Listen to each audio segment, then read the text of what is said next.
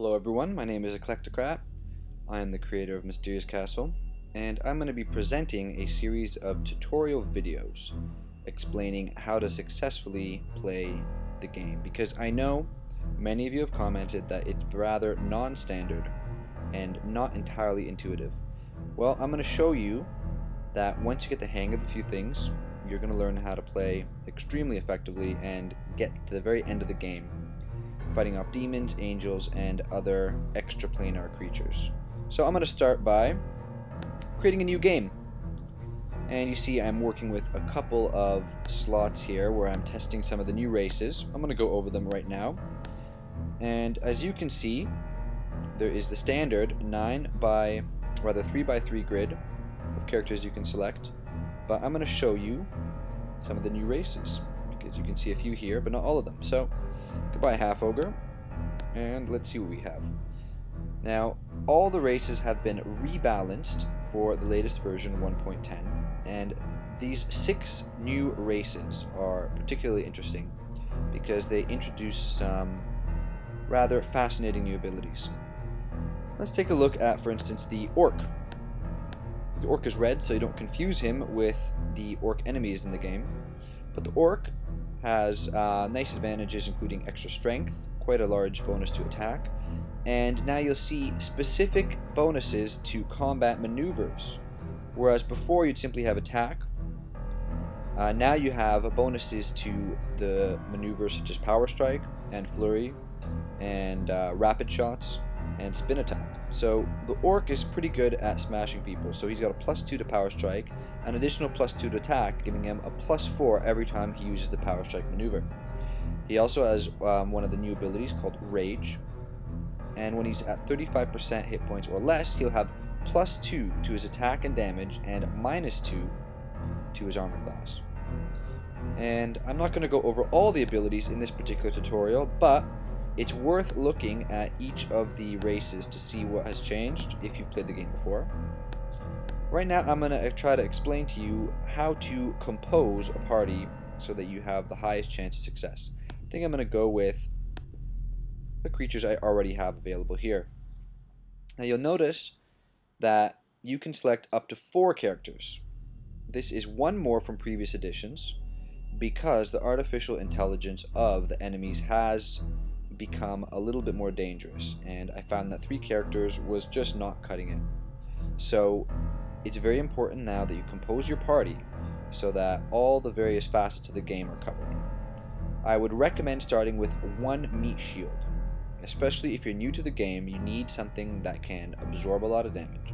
In this case, I'm going to select the troll character because they regenerate, and hit points are a limited resource in the game. They do not automatically come back unless you have a troll or an item which helps you regenerate.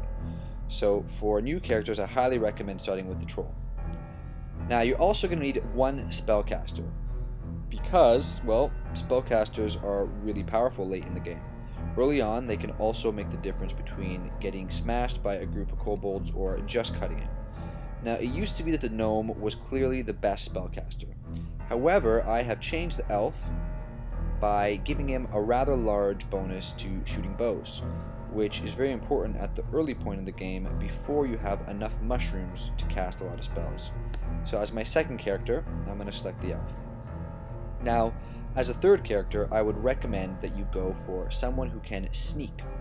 Now, I'll explain sneaking in a future video, but right now, it's enough to know that sneaking has been radically changed in the game and is extremely powerful if used wisely. So, in this case, either the lynx or the wolf are particularly good at sneaking. However, I have a soft spot for the wolf, and he is, well, he's got so many cool abilities, I'm going to go with him. Now for the 4th character, I don't have to select 4 characters, by the way, it says up to. I've actually beaten the game with 1 character before, and it was really hard. I don't recommend that unless you are a masochist. So as a 4th character, I'm going to pick the sturdy lizardman. The lizardman is quite a successful new race. I like the way it's balanced out. So the next process here is, well, here's my party, that is what I selected. Now I can choose easy, normal, hard, or custom. Now I'll quickly select custom so you can see what happens. Custom simply allows me to adjust every facet of the generation. Each world in the game is randomly generated, and these attributes are going to influence, well, the size of the world. I'm going to keep it in the middle.